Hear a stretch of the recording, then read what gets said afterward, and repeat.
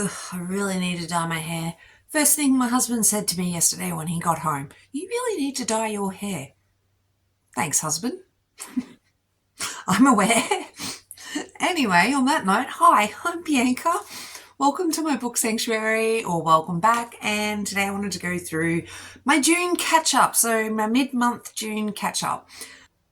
I have read 7 books so far this month, and I just wanted to briefly go through them with you. So 3 Swedish mountain men, I was about to say mafia men, 3 Swedish mountain men. Try saying that 5 times real quick.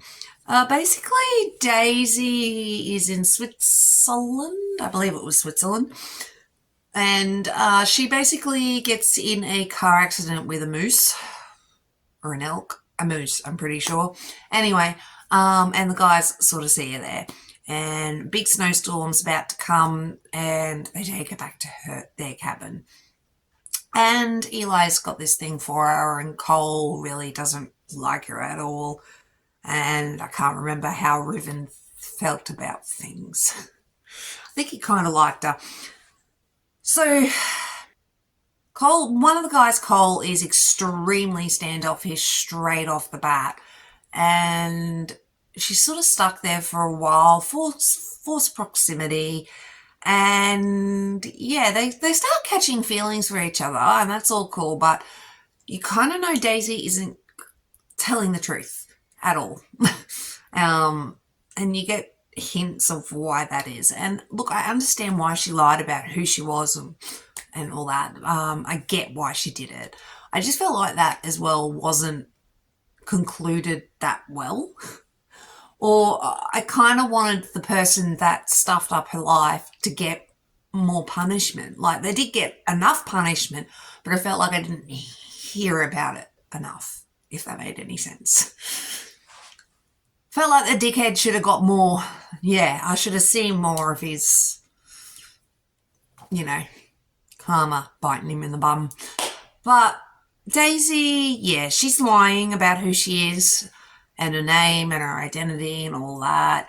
And yeah, she catches feelings for the guys, and the guys catch feelings for her, and the guys obviously have trust issues. And I liked this. It was a solid 4 stars, 4 flames, like it was hot, but yeah, I don't know, something about it just felt a little flat for me. Oh well. And then, All That Is Gold Does Not Glitter by Devon Sinclair, but not all that glitters. I really enjoyed this, actually. It was 4 stars, 4 flames. How to start this? So Petra's father is a politician, and she's got a bit of a traumatic past in a way about her mother and her 2 other fathers who were also alphas. And now it's just her and her father and her piece of work stepmother. So stepmom's a bit of a dick. Actually, she's a C-U-N-T, but whatever. And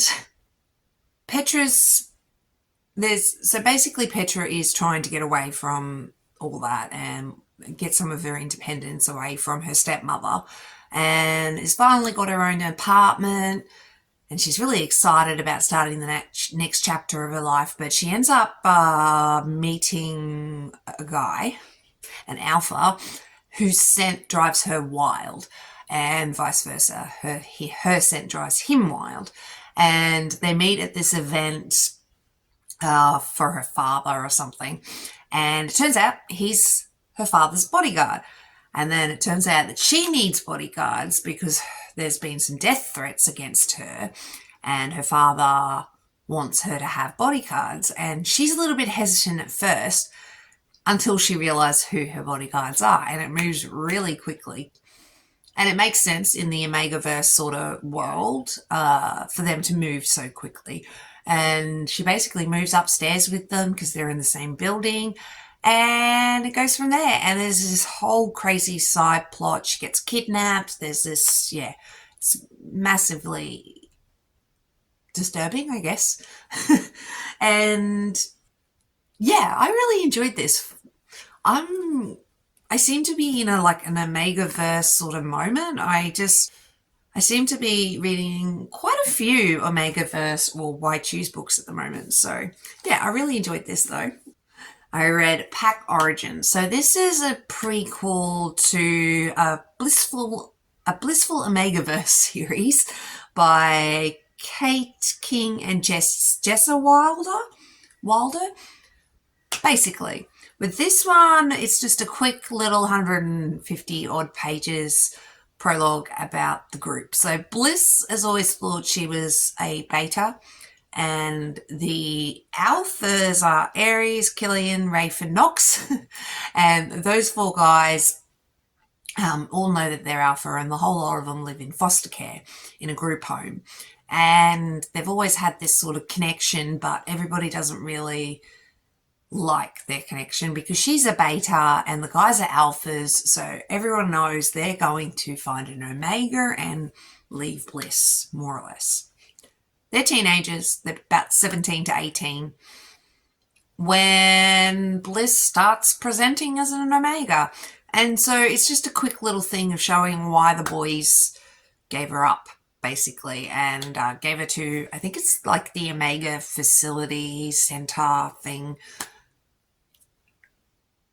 And yeah, they thought they were doing the right thing by giving her up, but they broke her heart. So yeah, this was really quick, really. It didn't really have any steamy hot times, unfortunately. I mean, there was implications, but yeah, no hot times.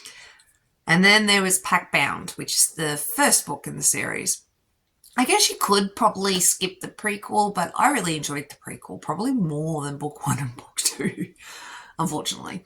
So with this, she's been at the Omega Center for a fair few years, and it's obvious that the Omega Center sort of abuses Omegas, gives them blockers, which more or less turns them into zombies, so they're more compliant with what the powers that be want the Omegas to do. And they're more or less sold with no choice of their own to yucky, disgusting old alphas who abuse them, really, quite heinously. It's really sad. So, yeah. And Bliss, has been at the facility, at the center for a fair few years. But the blockers haven't always worked for Bliss. Everybody turns into like these zombie-like Omegas, and she doesn't. She still has a brain somewhat attached to her body when she's on these blockers. And there's a whole reason because of that. And it's actually kind of cool. And I enjoyed this to a point. It was kind of predictable. And yeah. It was interesting with how everything went, and I felt for her friend, Bliss's friend. I can't remember her name, but yeah, it was really crazy. And she basically is getting auctioned off for her first heat to find her pack, and she's sold to a crappy alpha, but the guys intervene. And in the meantime, since they've given her up, the guys are fracturing somewhat. They're not dealing well. They're racked with guilt. They thought they did the right thing, and when they realise that they didn't really do the right thing, and the centre's not exactly what they thought it was, and Omegas aren't treated the way they thought they were going to be treated, really rocks their world a bit. So yeah, I enjoyed it. Something about it just felt slightly flat. And then with Pack Bliss, obviously after all the betrayals and everything's come out, Bliss has repeatedly felt betrayed by the guys. This one's, the typical grovelling book and them getting together. Like I said, the crap with her friend, I'm really interested to find out how that all goes. She needs a happy ending after everything she went through. And Bliss and the boys, or the guys, yeah. I just found the ending really predictable. Um, you read enough Omegaverse books in a row, they all sort of start merging together, but I do think the guys probably could have grovelled more, but I also think Bliss overreacted slightly as well, but she didn't. I'm contradicting myself once again, but yeah, it was okay series. I think I enjoyed the prequel more than I enjoyed book 1 and 2, unfortunately. And then Run Riot, oh, very, very shiny. And oh look, I've got art.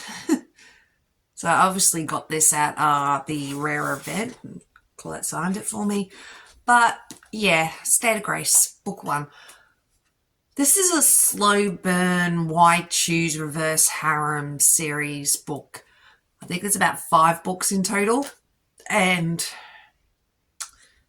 I'm really interested to see how the series ends and how everything goes, because the world building is extremely interesting. I'm really invested in the world. The couples, so much, not so much.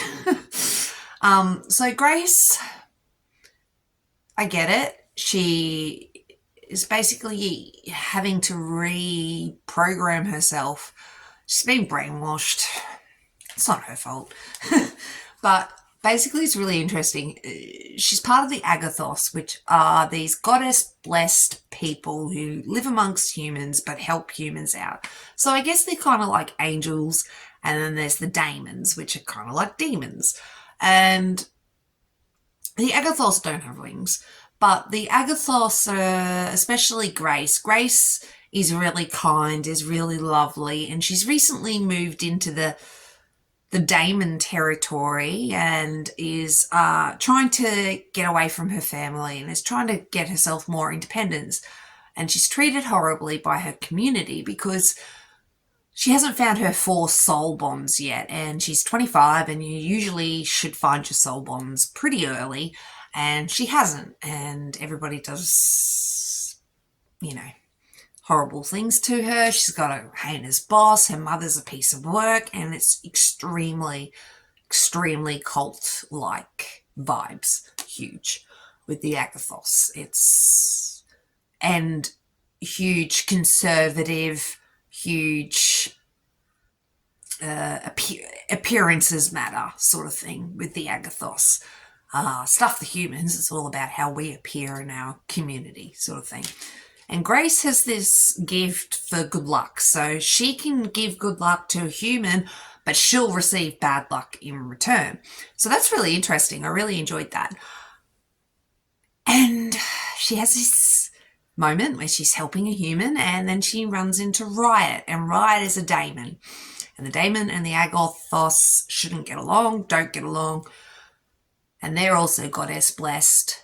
And they realize they have this instant connection. And so this is more, there's no sexy times. This is extremely, extremely slow burn. Hugely. I think, for me personally, I enjoyed the world more than the couples, so we'll get there eventually. Well, that's not true. I enjoyed Riot and Grace. I really enjoyed Riot. He's, the typical bad boy who's not necessarily a bad person. It's just, grown up on bad circumstances and just the way the daemons are in general. Because they, give humans crap. But yeah, and then he and Grace start up this instant connection, and they're both a bit wary, and Riot wasn't aware that the Agathos have 4 mates, or he struggles to come to terms with the fact that he's going to have to share Grace eventually. There are 3 other guys floating around that are her soul bonds. And so, yeah, this is really long-winded, but it's really interesting. I've really found it really interesting, but there is no sexy times, none whatsoever. And it's just more about the world and how crazy that all goes in. And then I read Silver Bullet, which is the second book. So Silver Bullet is about her second mate, Bullet. And Bullet can see the future. And he visits Grace in her dreams and has pretty much her entire life, but Grace doesn't remember their conversations or their dreams together. And Bullet is this, has the world weight on his shoulders, and I found him really interesting. And things do finally progress in Silver Bullet. You know, they bond and all that sort of stuff. So she does get her 2 soul bonds with Riot and Bullet. And you find out sort of who her next two soul bonds are. And they're all daemons. And there's just things are escalating with the Agathos and the daemons. And the Agathos are, they're more or less acting like the daemons, and they're being really prejudiced, and they're hunting Grace, and they don't like it. So I'm really interested to see how the world ends, and how everything just ends with Grace and the Agathos and the daemons and the goddesses, because there's this whole thing with the goddesses, and it's based a bit in Greek mythology, and it's really interesting. I really found it interesting. It's just, I can get bored when a series of books are just about the one couple, and I get it, especially if it is a why choose reverse harem, like one book is one guy sort of thing. It starts getting a little bit repetitive for me and boring, generally. And unfortunately with this so far, I am a little bit bored with the relationship, but I'm really interested in the world. So hopefully I'll continue, but we'll see. And on that note, I'm going to love yous and leave yous. That's all I've got to update you on so far. I'll let you know more when I've got more to let you know about. But thanks for watching. Really do appreciate it. And I will catch you in the next one. Take care, guys. Bye.